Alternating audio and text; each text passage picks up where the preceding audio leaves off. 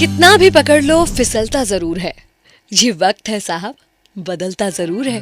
94.3 my FM से मैं हूँ विनी आपके साथ, और चलो आज कुछ अच्छा सुनते हैं। सुनाती हूँ आपको कपड़ों के एक व्यापारी राघव की कहानी, जिसकी जाने माने मार्केट में अच्छी खासी कपड़ों की दुकान थी और काफी सालों से वो कपड़ों के व्यापारी थे। एक समय तो ये आलम था कि शहर में किसी को भी किसी प्रकार के रेडीमेड कपड़े चाहिए तो पहले राघव भाई की दुकान में आया करते थे। उनके एक मित्र थे जो कि प्रोफेसर थे। एक दिन प्रोफेसर साहब का मार्केट के आसपास से गुजरना हो रहा था, तो उन्होंने सोचा कि चलो अपने व्यापारी मित्र से मिलता चलता हूँ। वो उससे मिलने के लिए उसकी दुकान पर पहुंचे।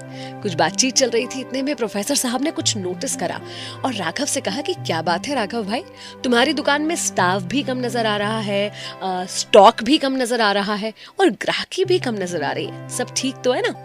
तो राघव भाई ने बहुत ही चिल अंदाज में जवाब दिया कि हाँ, ये सब तो चलता रहता है, सब ठीक है। तो प्रोफेसर साहब ने कहा कि नहीं, तुम्हें ध्यान देना चाहिए, कंपटीशन बढ़ गया है, मार्केट बड़ा हो रहा है, तुम्हारे बिल्कुल आसपास कुछ और कपड़ों की दुकानें खुल चुकी हैं। लेकिन राघव भाई बहुत चिल थे, उन्होंने कहा अरे ये सब तो होता रहता है, कोई बात नहीं, चल रहा है, सब अच्छा है। प्रोफेसर साहब भी मुस्कुरा दिए और उन्हें न्योता दे गए कि संडे को प्रोफेसर साहब के घर राघव जी चाय पर जरूर आए। राघव जी ने कहा जरूर आएंगे। संडे को तय वक्त पर राघव जी प्रोफेसर साहब के घर चाय पर पहुंच गए। चाय बनाने का आदेश दिया गया कि भाई चाय लाई जाए दोनों मित्रों के लिए, और तब तक प्रोफेसर साहब ने कहा कि चलो मेरे साथ मेरे घर की लैब में चलो, तुम्हें एक बहुत ही इंटरेस्टिंग एक्सपेरिमेंट दिखाता हूँ, एक प्रयोग करके दिखाता हूँ। राघव जी भी चल दिया कि चलो प्रोफेसर मित्र से कुछ नया सीखने को मिलेगा आज। लैब में गए और प्रोफेसर साहब ने गर्म पानी का जार लिया और गर्म पानी के जार में एक मेंढक को डाल दिया। जैसे ही मेंढक गर्म पानी में छोड़ा गया, मेंढक को गर्म पानी बर्दाश्त नहीं हुआ और वो छलांग लगाकर बाहर निकल गया। प्रोफेसर साहब ने कहा देखो, गर्म पानी में खुद को एडजस्ट नहीं कर पाया और इसने फटाफट बाहर निकलकर अपनी जान बचा ली।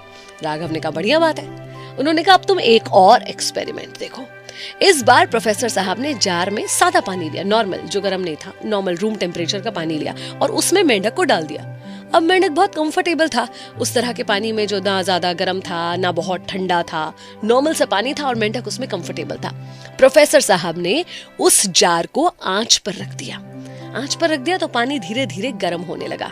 पानी का टेम्परेचर धीरे धीरे बढ़ रहा था और बढ़ते हुए पानी के टेम्परेचर के साथ मेंढक खुद को एडजस्ट कर रहा था। टेम्परेचर और बढ़ता गया, मेंढक खुद को एडजस्ट करता गया। बढ़ते बढ़ते बढ़ते टेम्परेचर बहुत बढ़ गया और अंत में मेंढक मर गया। मेंढक की जान चली गई।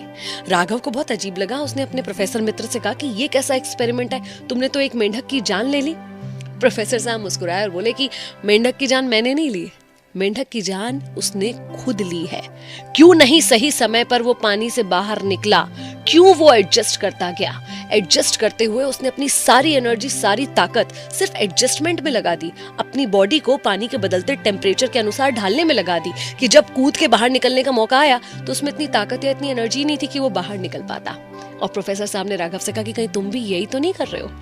ऐसा ना हो कि एडजस्टमेंट करते करते, खुद को माहौल में ढालते ढालते जिस दिन उस माहौल से बाहर निकलने की नौबत आए तब तक तुम में शक्ति या ताकत ही ना बचे। हम सब कहीं ना कहीं, हमें पता भी नहीं चल रहा होता कैसे कब खुद को एडजस्ट कर रहे होते हैं। कोई घर में, कोई परिवार में, कोई बिजनेस में, कोई ऑफिस में।